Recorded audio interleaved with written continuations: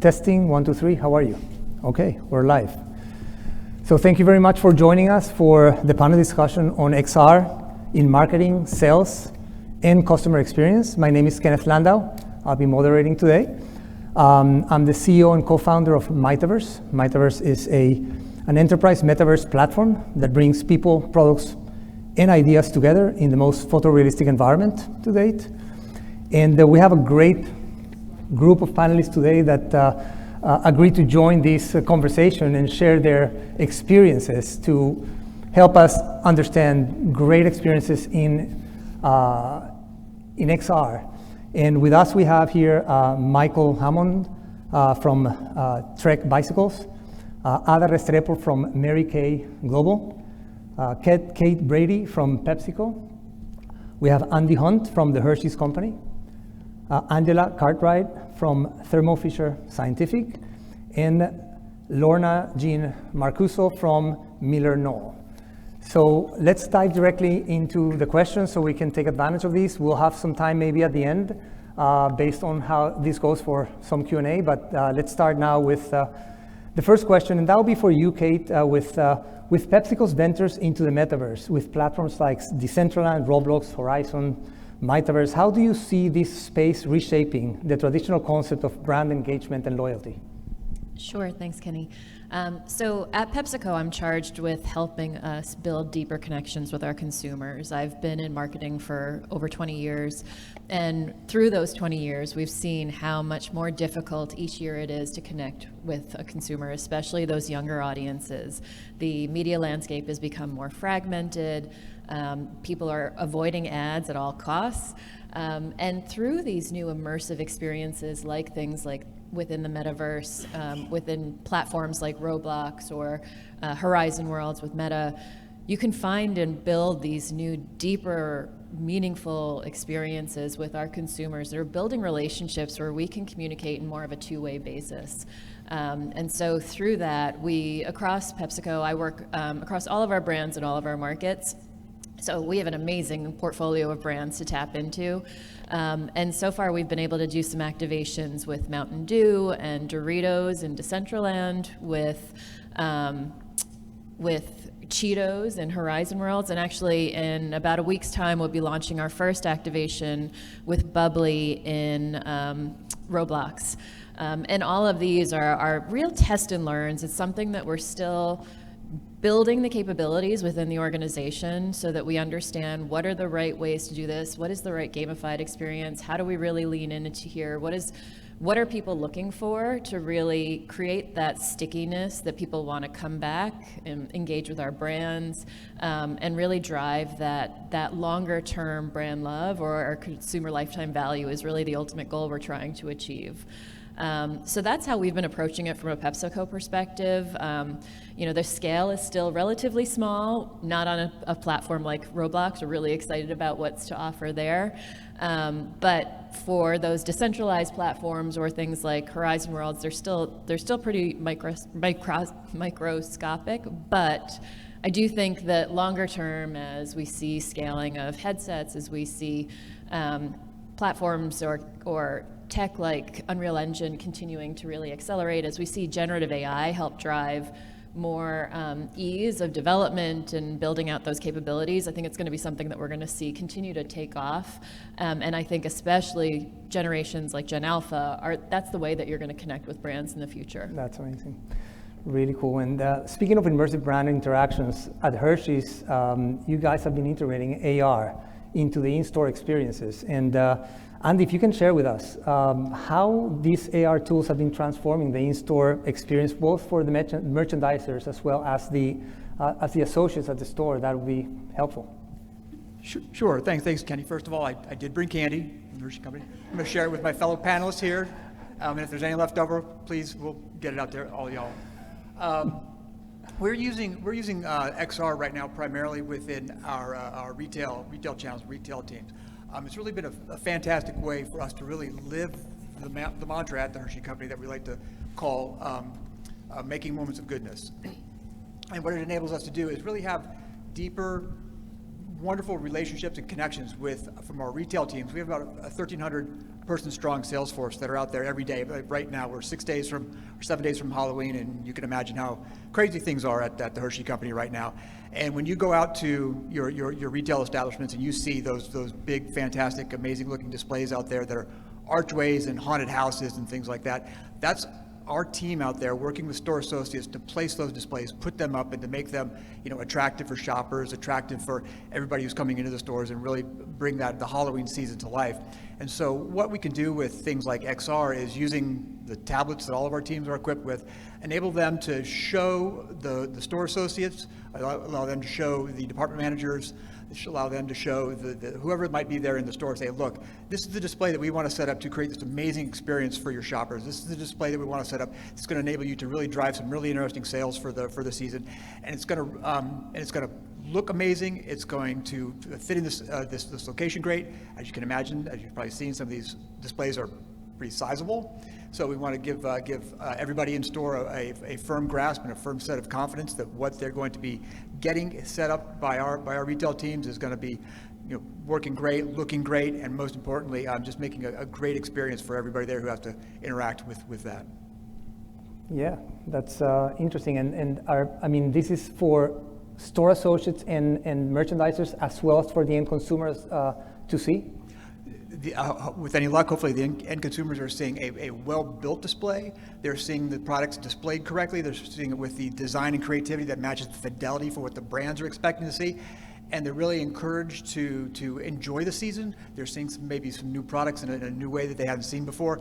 And really it's just a matter to lean into what is, quite honestly, the fun season for Halloween. And it's going to work the same way for holiday, for Easter coming up, and things like that. So we at the Hershey Company really do like to go all in when you consider what it means to be a seasonal part of everybody's experiences. Great. Well, I think that in the conference, this summit, we have seen at least two recurring themes that I have been seeing in the conferences, and one is customer experience, enhancing the customer experience. The other one is ROI. If we have time, we'll touch on ROI later today because it's an interesting topic. But on the side of customer experience, at Mary Kay's, you have developed a tool that directly interacts with the consumer for personal care. How has this integration of tools like the Mirror Me tool changed the way consultants interact with clients and the way Mary Kay thinks about brand interaction for the future?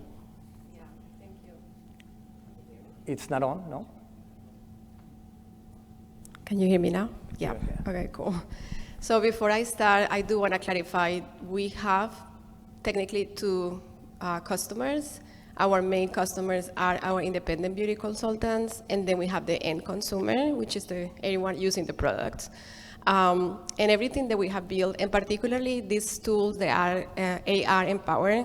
Mirror Me, like Kenny mentioned, is the native app and web app that allows you to try on makeup in real time. We also have one very interesting tool called the Skin Analyzer, which allows you to scan your face, get diagnosis, identifies main issues with the skin, and gives you a product recommendation. All these tools really are built with the idea that we're going to help the consultants to engage, connect, and sell in a more seamlessly, in a more personalized way. So Mirror Me really allows you, it hits the core of our business, which is try before you buy. But Mirror Me also plays a really important role because it really reaches to those customers that might not be, they could be a little bit hesitant to the brand or to the business model. And we also see something interesting with the Skin Analyzer. Our consultants are using it in the online and offline world. So they will send the Skin Analyzer to their customers, ask them to run their scan, and what they're doing is pre-profiling these customers, so they know exactly which product line they can offer to them. And also our consultants are running their business now. I mean, they do it at kitchen tables, at offices, but they are doing it on Facebook, on Instagram, on Zoom, everywhere. So these tools really support that online world where the business is happening.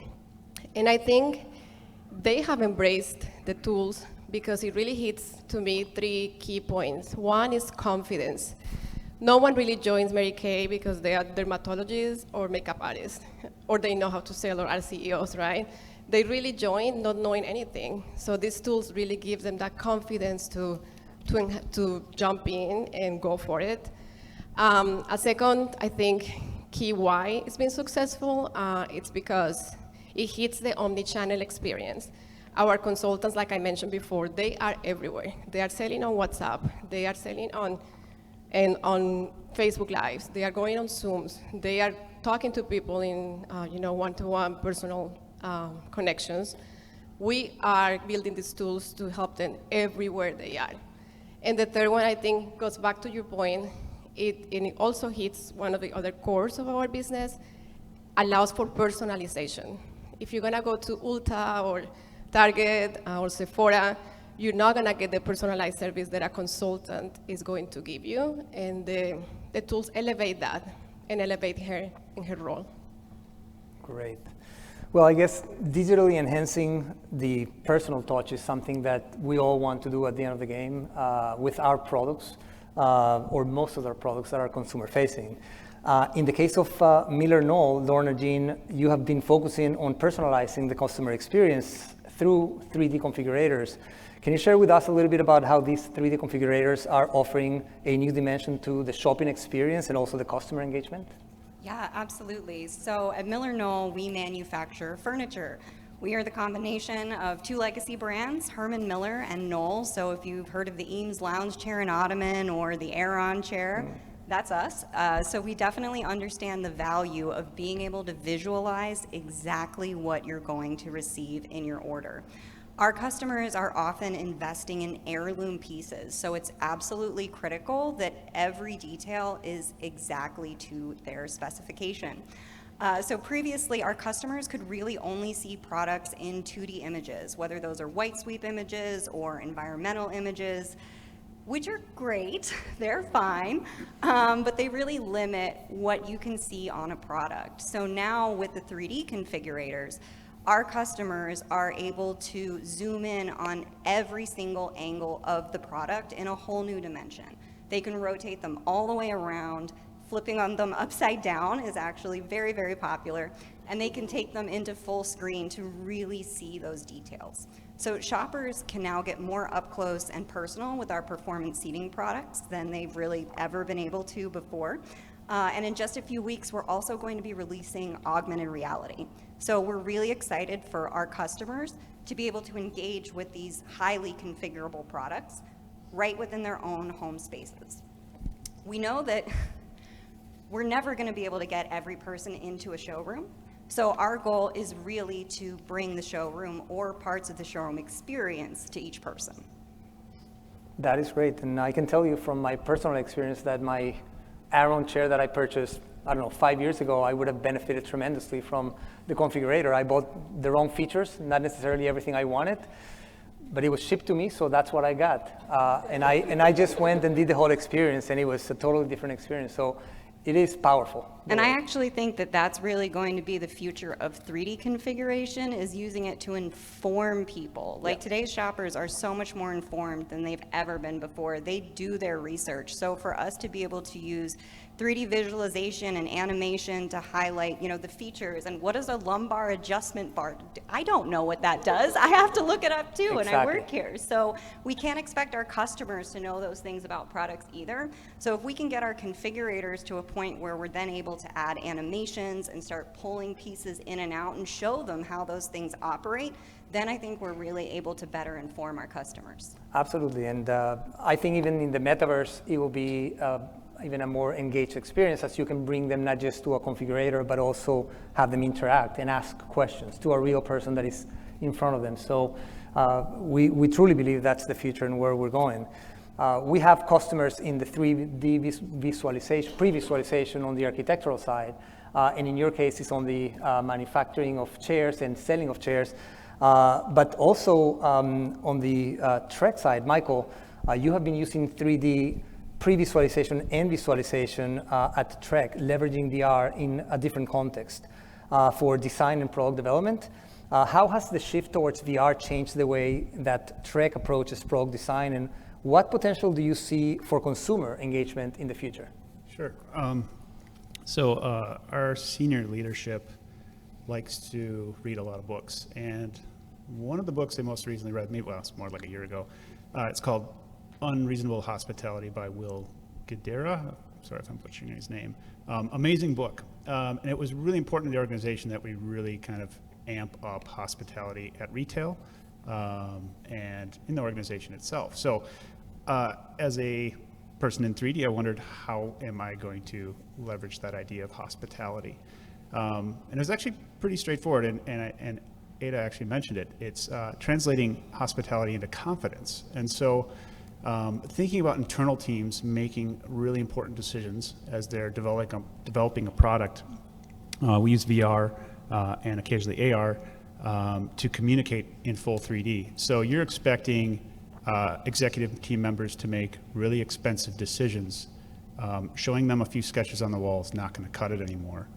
They expect more. So you can give them the confidence with these tools, and they feel better about it. They walk out of the room like, yeah, I know where you guys are headed. This is awesome.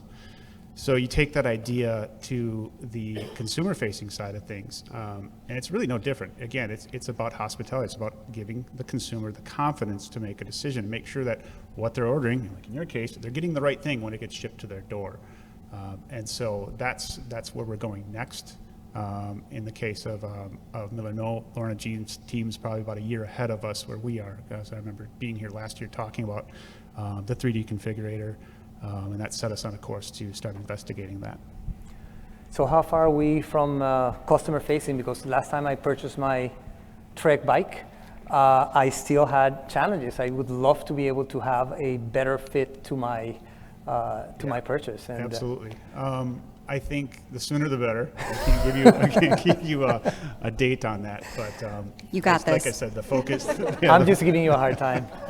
The focus on hospitality has been really kind of a key driver, though.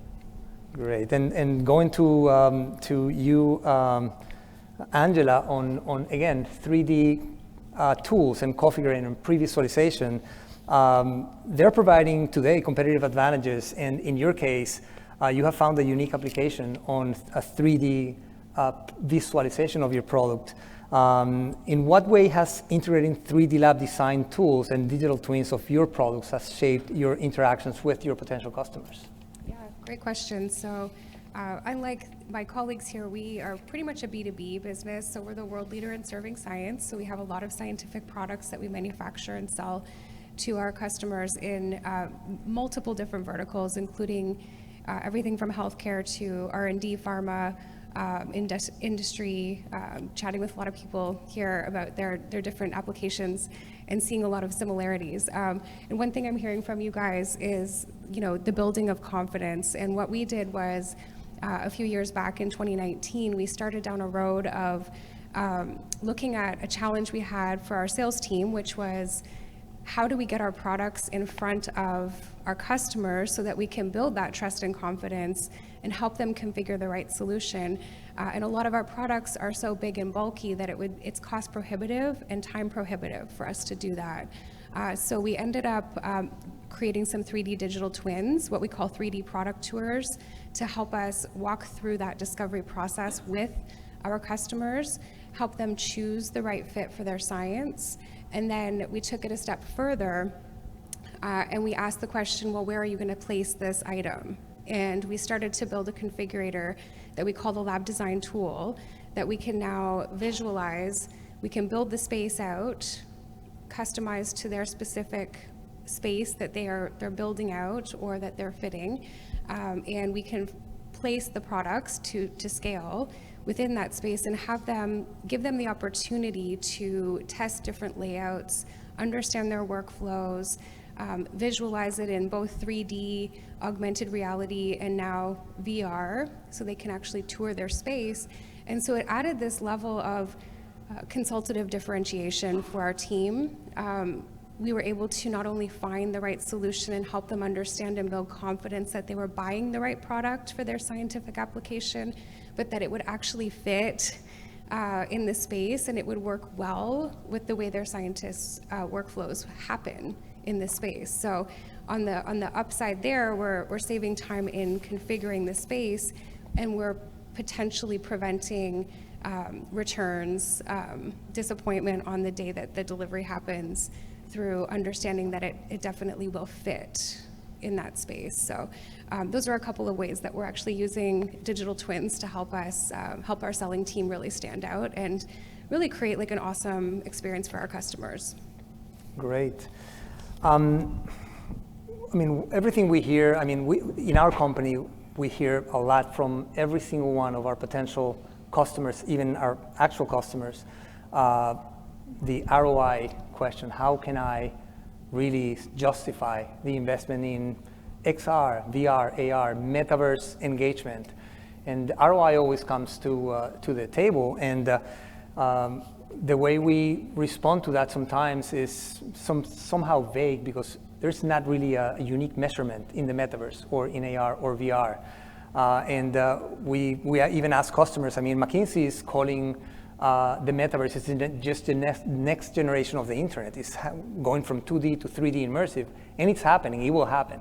Everything we'll do in 5 years, it's going to be 3D immersive. It's not that we are going to live there. It's just that instead of going to a website, we're going to go into an immersive space. But the question comes down to, okay, how can I measure ROI today? And we always answer by saying, it depends really on what your strategy is. I would love to hear from some of you or all of you. I mean, is there any measurement that you're doing today that makes sense or doesn't make sense, but that's the way you're doing it, so that we can actually benefit from all of you that you're actually using immersive technologies in enterprise? So I'm happy to jump in real Please. quick. So we have what I always like to have a leading and lagging metric, right? So leading being the engagement piece. So we want to make sure that what we're building is actually being used by the team. And so we look at things like how many times have they opened the application? How many times have they, viewed different parts of a product tour? Have they gone into AR? Have they not? So we look at a few different engagement metrics, and then we kind of follow that through. And so this was the hard part, which was the lagging, trying to associate some revenue to what we're actually like building. So what we did on our team, it was kind of low-hanging fruit. We had a lot of sales team members that were very engaged with the application and using it routinely. So we added just a simple checkbox in our Salesforce CRM and said, you know what, if you're using the tools, check the box, And we've seen an amazing result from that. And we can really see clearly, what they're using from whether it's a 3D tour or a lab design or some other tool that we've developed for them, which I didn't get into too much, but we do have that, revenue association, I would say, because it's really up to the reps to check that box, but it's been really impactful for you building the business case for our leadership, right? Yep. I actually have a very similar situation because, like I mentioned, we build our tools for our consultants, but they are independent beauty consultants. We cannot enforce any use. Unlike being a store employee, we do something similar to your approach. We frame it under the ABC analytic framework, with behavior being the key component for us to not really measure ROI, but to help us understand engagement. And usage rate for us is key. There is no point for us to bring Metaverse and VR and XR if they are not using the tools. So the main key for us to measure anything really is that adoption rate, followed by engagement. And we do follow some sort of conversion rate where we can. A lot of our business, 100% of our business happens at the consultant level. They are the ones who sell the products, not us. We are not direct to consumer. And we cannot always measure online and offline sales. So we tend to look at some conversion rates here and there. Just recently, I was actually looking at our past year conversion rate from the immersive experience in our websites. If you go on a product detail page in Mary.com in every market, and you try on a product, we are seeing double-digit conversion rate from users that go through the experience versus those that don't. Amazing. And those are kind of like the little pieces here and there that we use to build the story of ROI. Got it. I would say for us, it's very similar measuring engagement on our contract side. So Herman Miller sells products to both contract and retail audiences. So on the contract side, it's much more about measuring the engagement, how many visits have the configurators had, how many new versus returning customers, how long are people spending engaging with them versus on a regular contract PDP. And then those have been live for almost a year now. But retail, we just launched a few months ago, and we're already seeing incredible return on results from add to cart, conversion rate, and especially time spent as well. They're significant increases. And what we're doing on the retail side is we're specifically comparing people who are configuring the products using 2D images versus those who are using that configurator part of the page and switching into 3D. So we feel like that's more of a one-to-one comparison of where people are on their product buying journey. Got it. If I'll just yes and a little bit, along with this, some amazing stuff. I feel a very good company right here. But the other thing I'll add is that we also have internal to the Hershey Company a setup of Yammer, a social media network setup where our retail teams can talk to each other, share wins, share successes, and things like that. And it's remarkable to see people that are using our application that we've built for them. The conversations they're having with the store associates and the department managers, saying, "I showed this to my department manager, they were blown away. They were able to move this display out from the back of the store, move to the floor right now. I secured the space that I wanted. I was able to do this, and it had this incredible, amazing effect on it." So it's amazing hearing that qualitative feedback that we're getting as well, and that very much feeds the momentum going forward. When somebody sees somebody else having an incredible experience, when somebody sees somebody else being able to have this amazing relationship, this amazing conversation with their key decision makers, that it gives them extra incentive. So we're seeing like this nice little bit of groundswell of people seeing other people enjoying the usage of the application, have this amazing experience, and so that's been quite gratifying as well. And it's a little bit of a soft ROI, but it's something you can definitely point to and say, look, here's what people are saying about it, and that it's hard to discount when you've got people saying they're using it like that.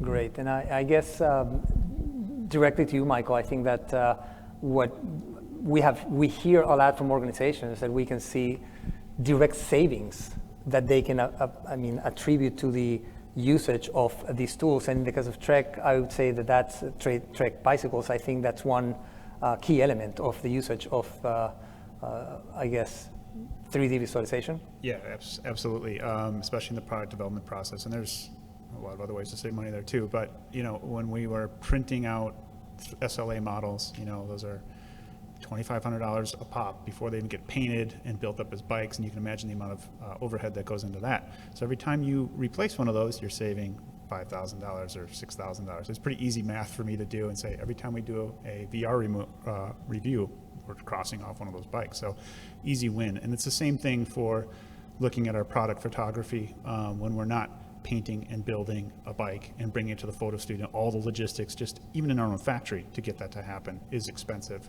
So again, we're doing it all in a 2-foot by 2-foot box, and it's all pixels. So yeah, very good.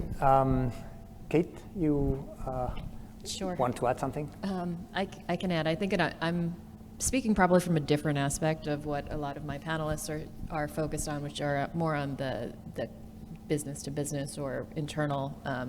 But speaking from like a customer or a consumer lens and how we're trying to change the behavior of our consumers, I think what we've seen, while we don't have the traditional ROI measurement to look to, we do look at what are those engagement measures that we can look to and see positive impact against. And again, as I mentioned earlier, everything that we're doing is really from a test and learn perspective now. So we also recognize there are some things that are going to work and there's some things that aren't going to work, and that's okay as well. But areas that we've been focused on are how many participants are we seeing in our experiences that we're developing? How long are they spending in those experiences that they've entered? Are they new to the experience? Is it something that they haven't done before?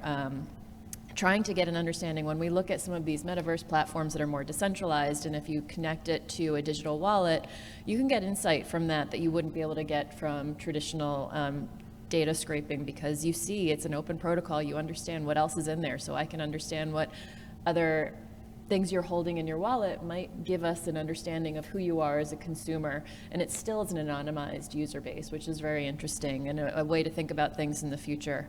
And we also look at social sentiment a lot. I mean, for PepsiCo, our brands are really driving pop culture and entertainment, and we see this of how are we shifting that lens. We've done some amazing experiences before, as I mentioned, with Mountain Dew, and we saw tens of millions of social impressions, really speaking back to the work that we had done in a Decentraland activation that that showcased that, they highlighted the things that they loved. They also highlighted some of the things they don't love, and those are things that we can learn from and optimize so that the next experience is that much better, which, we were able to do when we did one in Decentraland with Doritos several months later. Great. Well, this drives me to maybe one question that I would like to ask the whole panel and go through this. And I'll give you an example of one experience that we had with one customer. And what I would love to do is share one experience, one deployment, one activation that we have done in XR, VR, or Metaverse that created an impact so that the audience can actually understand really for their corporations what type of things can actually move people. And what we're seeing, engagement seems to be a sentiment here that is very important.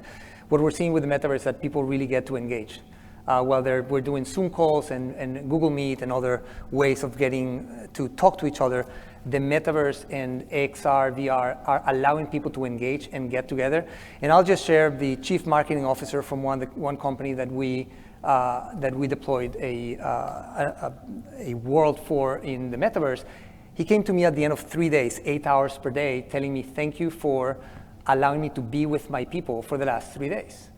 That's something that you only say when you're here face-to-face in person, but he felt the same thing in the Metaverse. So if we can share any experience, if you have one that can actually help all of us understand the different aspects of how this can help us engage better in whatever we're doing that is immersive. I'm happy to continue on what I started sharing about the Decentraland Mountain Dew activation that we did. And that's something that we did in Decentraland. For those of you who aren't aware, it's a decentralized metaverse platform. And last summer, we kicked off an event with Mountain Dew and Call of Duty. Call of Duty is a big gaming partner. It's a first-person shooter game that we've had a relationship for several years. In addition to that, we sponsor a local esports team called the Subliners. They're based out of New York. And they were having a major event, which is basically an esports event in Brooklyn. What we were able to do with Decentraland is build out this amazing Mountain Dew themed space that had gamification. We had influencers showing there, but we put it together as a viewing party. So not only the people that were in Brooklyn were able to attend this live event, but people globally were able to come and tune in and be a part of this amazing experience, meeting some of their esports players that they're fans of, participate in this experience, earn wearables, enter sweepstakes, and it was just a great way for us to bring those worlds of the people who were fans of Decentraland and playing in that space, also fans of Call of Duty or Mountain Dew, and bring them all together in a very new, unique way, driving so much more scale than we ever would have been able to have at that, Brooklyn location. And I talked earlier about the fact that it's more difficult to get engaged consumers when you're doing traditional media. Through this space, the average dwell time of the people that were participating in the Decentraland experience were spending over 15 minutes of time. Wow. You're never going to get that when you're scrolling a Facebook page or through your Instagram feed or even watching a commercial. How many people are tuning away? So that 15 minutes of dwell time where we were offering wearables to these people. So they were very, very clearly themed Mountain Dew wearables that they were able to take on. And once they left our Mountain Dew experience in Decentraland, they were roaming around the entire platform in our gear. So becoming brand ambassadors for us. And they were sharing those experiences through social. So this was a huge win for us. We actually won Decentraland's Activation of the Year for that campaign, so I'm really proud of that effort. Nice. And it was the first foray into the space that I think is just a great lesson learned for us of how we can activate. Great. Anybody else would like to share again, one of those experiences? Lorna Jean, I think. Sure. So I think my answer is probably going to be a little bit more technical than you're expecting on a marketing It's both panel. internal or external. Can be internal as well. I would say that our most successful implementation is actually what powers all of our customer-facing experiences, and that is a data-driven, scalable 3D visualization foundation.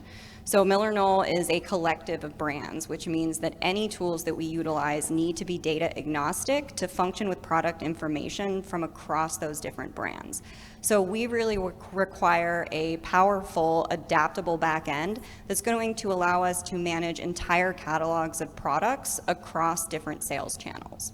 So we created a code-free system with our vendor partner Marcuzzo that enables us to create specialized versions of configurators and then quickly spin up alternate options to support different sales channels across regional markets. So this system empowers a single person to be able to update and publish fearlessly across brands without the need of a developer and without needing to be tied to any type of fixed release schedule.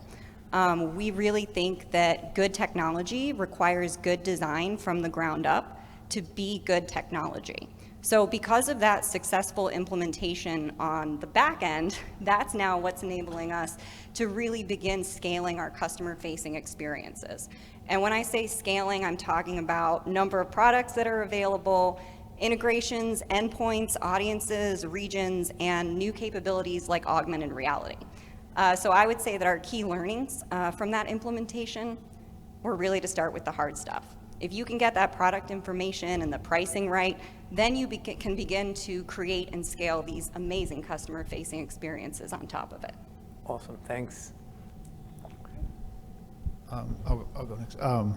So the comment of start with the hard stuff is so true. So coming here last year and listening to Lorna Jean's talk, said there's going to be a lot of meetings. It's going to be really challenging. And that's been my past year. And I'm really glad that, one, I heard her talk, and two, that followed that advice to start with the hard stuff. And so as we've been building bikes digitally is not an easy thing to do. You have so much CAD to deal with, CAD from Trek, CAD from other vendors, our suppliers like Shimano and SRAM who've been extremely helpful. You have to build those relationships, you have to get all that stuff and get it all together, and then digitally assemble those bikes and then process them. But what's been really awesome about that, it's really accelerated, I think, both are in, there's kind of two parts of this. It's really given us continuity in our design process. So now that we have those 3D assets and we've put that effort into the foundation and making sure every part number ties to some 3D asset somewhere, we can build those bikes, display them, we can reuse those parts, and communicate, as I was mentioning earlier, in 3D to the executive team when we're doing bike reviews. Now we're at a point where we can start doing color and graphic reviews in 3D. There's no reason to go back to the 2D Illustrator print outs on the wall anymore. Mm-hmm. The other cool thing is, and this is more related, I think, to brand engagement, now when Zwift, I don't know if you know what Zwift is, it's an online virtual riding platform. I don't use it because I don't like riding on a trainer. But now when they come asking, hey, can we get the new model Madone? I'm like, yep, we have it. There you go. So that's pretty cool to have our branded bikes in a virtual environment as well. Thank you. I guess I can go next. For anyone that doesn't know, Mary Kay has been in the business for 60 years. And for 60 years, our consultants have used this little paper book to sell the product. And I brought this in because one of our more successful implementations recently is to bring this in an interactive and digital way. So about 2 years ago, we launched what we call the interactive catalog. And basically, what you do is you navigate through the catalog digitally, and all the pages come to life. There is video tutorials, there is product information. You can order with a consultant, and the immersive experience includes AR, because if I'm in a color page, like in this lip liner, I can try it on and order it from the consultant. And I can connect with a consultant because they have personalized these books digitally, and I can see her picture, her Facebook page, her Instagram page, her WhatsApp channel. So we have really connected the dots to make it easy for her to connect. And we see it reflected, again, in the behavior, engagement, time spent, bounce rate, KPIs. And I think for us, this success and the ones that we had with MirrorMe and the Skin Analyzer all come back to the fact that we believe in one thing, that we are not a makeup company, we are not a skincare company, we are a company that offers an opportunity for women. Our mission is to enrich women's lives, and everything that we do, we create, we produce, has the independent beauty consultant at the core of it. And I think that has been something that I would share as a success. Find what's driving you and work around that, not the technology. Great. I think we have a few more minutes. I don't know if both Andy or you're good. We have a few minutes for any questions that you may have for the panel. So if you have questions, I think there's a microphone for you to ask the question. So if you can.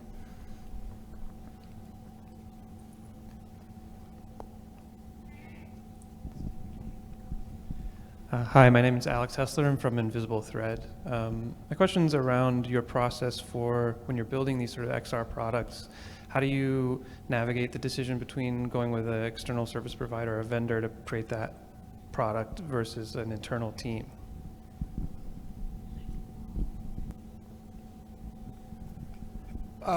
We are almost wholly built in-house. We did almost everything ourselves. We've gone into production pretty much almost entirely in-house, and that's sort of rooted in the source for how we got started with XR. We know I've heard this a lot. How do you get started with stuff, and how do you get buy-in? And I think in a session earlier today, talked a lot about DIY. The simple fact of the matter is that for us, it felt like if we were going to have to go and rely on third-party people to help us get it done, it was going to take a lot of approvals, a lot more time, a lot more money, and so we just said, forget it, we're going to do it ourselves. And that's how we spun a lot of stuff up. And we found out that, quite honestly, we get pretty good at it. And fact of the matter is, we live in a 3D world. We live in a spatial world. And so our migration from a lot of the traditional creative, when you think about what is traditionally audio or 2D art, 2D film, it's all moving towards 3D. So our ability to work in this space of 3D now in this is just going to be amplified incredibly when the technology starts getting to be a bit more commercial, a bit more realized for larger audiences. So the work that we're doing ourselves is just helping to get us all moving forward. We do have some third-party folks for some real edge cases that we use outside, but our ability to invest in ourselves to do this skill later on is going to be, I think, paying off phenomenally. I would say it's a little bit different for us at Herman Miller. Our internal 3D teams are very clear on what they do today, and that did not include 3D configuration capabilities for customer-facing experiences. So we did a very thorough vendor partner search to find someone who could support what we were looking to do and take the 3D assets that we do create in-house to the next level. Great. So, interestingly enough, we started in 2019, and in the company, there was no option to do an internal build. So we actually found a partner. Speaking to the complexity of finding third party in enterprise, it can be a lot of red tape. There was already a vendor partner that we had that had a solution that was sort of out of the box that we could latch onto at the time. They've become an extension of my team. So it's been a wonderful experience for us. I can speak with, there's two sides to it. It's a closed platform. So now, as I look at scaling our organization, it's very challenging to pull the products that we've built with them out and do other things with it. So that's the other side of, third party. I would say be careful. Think about your long-term strategy. If it is a closed system, you want to make sure that they have the capabilities of scaling with you. If it's an open system, an architecture, then maybe that's an option for you to scale. And I've had a really good experience with third parties, so I would highly recommend. But it is, again, I've heard it here at the conference, like finding the right partner, understanding what your requirements are. And then if you do have something in-house, then certainly I think it should be explored. But we've had a great experience with third party. Only thing I would build on that is, we're always looking, or we have ambitions to be as self-reliant as possible, but I would say that we have a pretty thorough buy versus build assessment process that we go through in any of these explorations. And I think in the XR VR AR space, 3D rendering. I think we also recognize how fast technology is evolving, and if there are dedicated third-party resources focused on following those trends and really staying current, I don't know that we have the internal resources to be as dedicated to the acceleration that is happening in this space. So I would say we probably default more on the third-party solution in those. Having that like QC in place is a big deal. Like just saying, hey, like there's a new browser, take care of it, you know? Right. So there's something to that, right? But if you have the expertise in-house, it's definitely worth checking out as well. Very good. I think we are out of time. Maybe one more question, or we're out of time? One more question. So, I have go the ahead. question. Simone Vazio Ferrero. You know, as all we know, that the technology in the 3D area is continuously evolving. The standard is changing. In the past, we had OBJ, Collata, FBX, and others. Probably today, the GLB file format is the main option, maybe not. What was your approach and what are you using today to standardize your 3D assets? Not sure I heard it. I am not absolutely sure I understood the question. Anybody understood the question? I couldn't hear you, I'm sorry. Can you? The thing is that, you know, as time has gone on, the preferred file formats continue to evolve. And how do you work that into what you're doing? Because along with technology evolving, literally, we've gone from, you know, OBJ, FBX, and when you're creating it, you have to have a variety of levels. Is that paraphrasing right? Have you standardized your file format using one unique file format? Which one? What was your experience in this field? Yeah, absolutely. We definitely strive for that file type standardization, especially because we are also working with contract designers. So they're taking these assets and they're going to import them into programs like Configura, CAD, 3ds Max, Revit. So it's really important for us to standardize around those, especially when we're looking at also taking the files into AR and hopefully in the future different XR experiences as well. So we very much rely on our vendor, and we also continue to push them to ensure that anything that we invest in creating is going to be able to be scaled across our different experiences and do a little bit of future proofing there. Thank you very much. And I think we're out of time, so thanks the panel first very much. I think we all believe and understand that XR, VR, immersive experiences will be the future, and so it's time to start embracing them, and thanks everyone for contribution. Thank you.